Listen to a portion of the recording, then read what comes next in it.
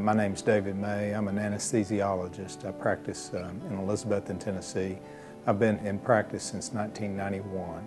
Went to medical school at the University of Tennessee in Memphis and got interested in anesthesia through my dad and through medical school and did a residency in Knoxville. And then I came back to my hometown to practice. I actually got to practice with my dad for a couple of years, and it was a great time. I just grew up knowing that's what I wanted to do. My sister's a physician, I have a brother who's a physician, myself and my mom and my dad. There's so many different things to learn and to know. It's intellectually challenging.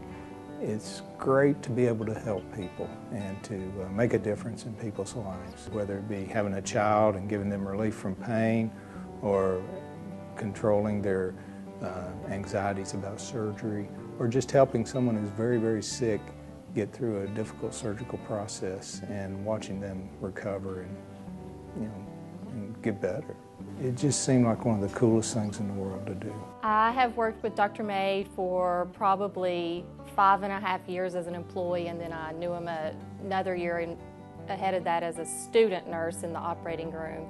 And you couldn't ask for a better person. He has the same values that he instills in all of us, much of morals, integrity, honesty, always doing the right thing. Oh, my relationship with Dr. May was excellent from the beginning. He was one of the first physicians that supported me in my new role, make sure he came by to see if there was anything that he could do to help support me. As my duties here are risk management, I don't know anybody who's anxious to talk to the risk manager.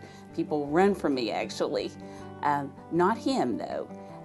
He is very much embraced me from the beginning, was always willing to collaborate with nursing or whoever we needed to bring together to the table to work on an issue.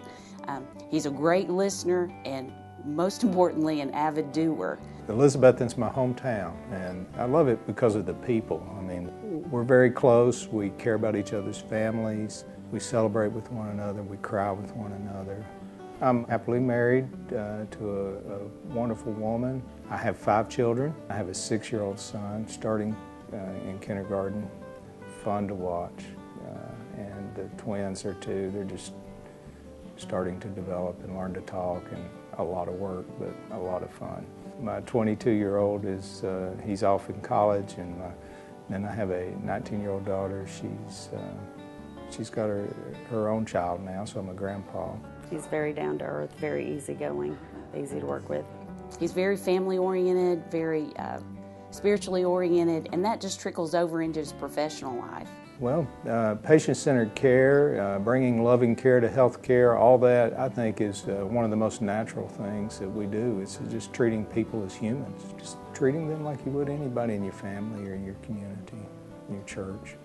You know, God is everywhere in all of our lives, and we all have our own personal beliefs and our own personal faiths. But to me, I think that there's always an overriding power that kind of guides us all and helps us in our treating each other and how we deal with each other.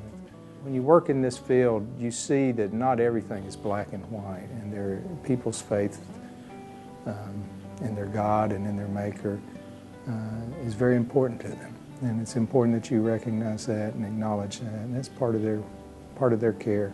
The way that he goes out of his way to take care of not just the team members and the patients is he goes that extra step to visit them, to call on them when he knows that there's something wrong.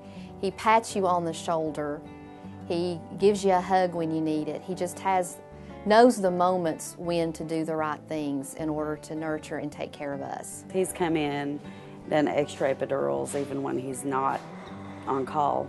As a patient myself, he has been a care provider for me, and I know that when I was in labor and about to deliver my first child, little did I know he was standing outside my room the entire time I was laboring, making sure that everything was going to go smoothly with my epidural and my delivery, and that there were going to be no problems. And you just don't find somebody that does that all the time. You know, it's not just me, it's a whole team of people that accomplishes what we do.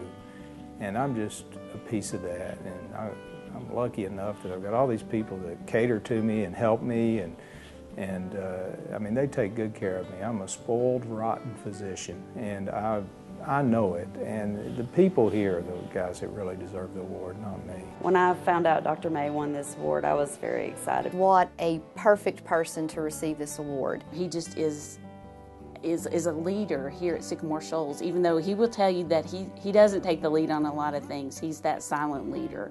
It also makes me very proud of where I work because, you know, this institution, we have great people here, and they do a great job in taking care of people. And from the bottom to the top, all the way around, it's just a quality place.